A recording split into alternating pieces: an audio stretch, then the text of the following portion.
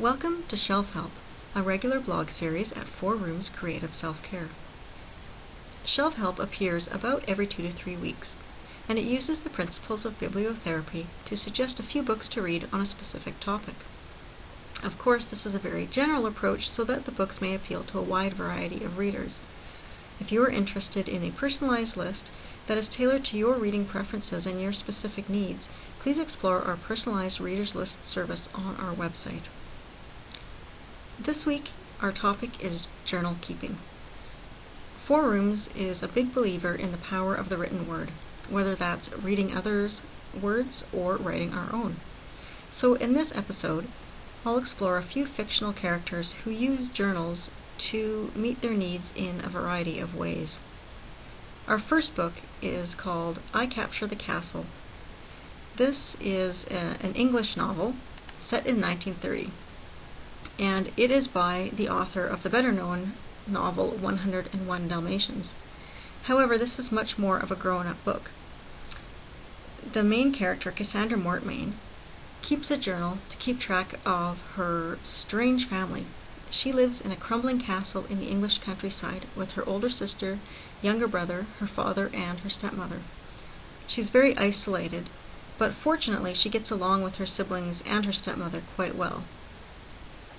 Still, there are times when she feels quite lonely, and she uses her journal as an outlet for her angst and her uncertainty.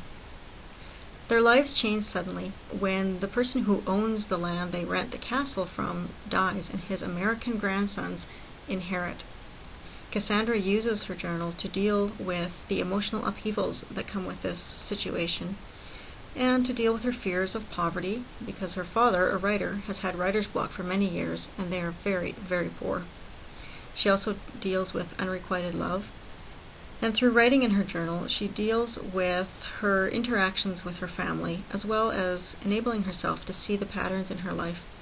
And in the end, she's able to stick to her resolution to be self-determined, even though there are great temptations at the close of the book. It's a very charming story about a girl who is growing up. Next, we have the book Diary of a Nobody. This book was written at the turn of the last century by George and Weedon Grossmith. Weedon Grossmith also illustrated the book, and it's very charming and very funny.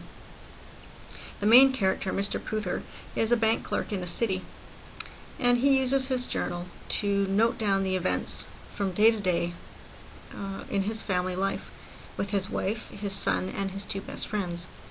It's extremely amusing, and it's still very popular today. But even though it's satirical, and even though it's very funny, it also shows us the value of an everyday life. It recognizes the value of the things that happen day to day, even though you may be very obscure.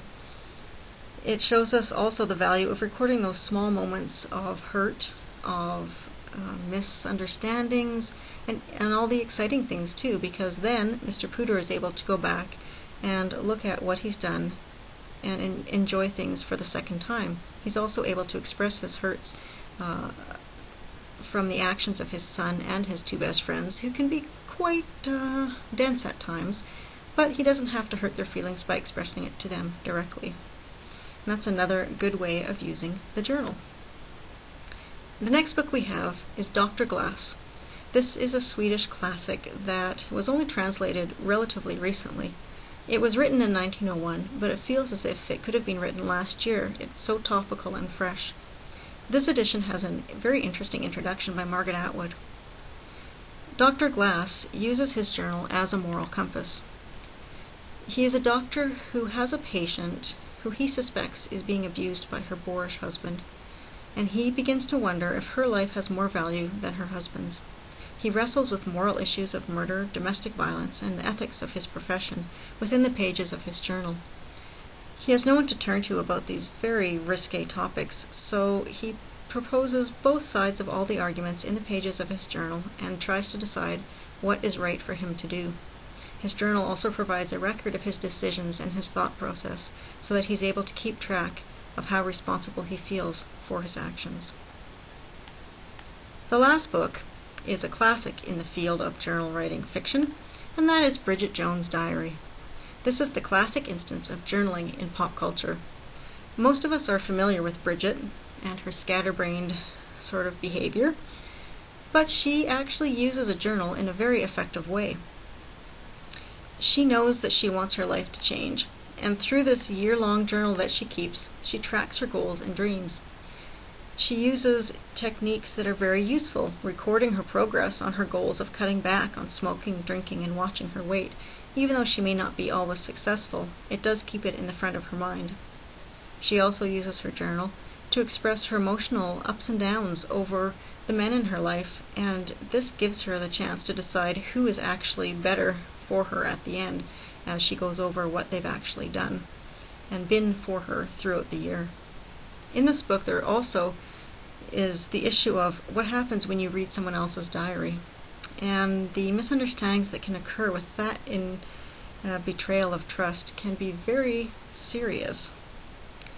So these are just a few examples of different ways to use journaling. You can use it as a confidant when you have no one to talk to. You can use it to track your dreams. You can use it simply as a record of day-to-day experience and have something to enjoy when you read it over in years to come. I hope that one of these ideas might appeal to you and you'll give it a try. It shows that journaling can be anything according to what your needs are, and any way of doing it is correct as long as it meets those needs. Thank you for joining us for this week's Shelf Help. Please join us again for another episode soon. Thank you.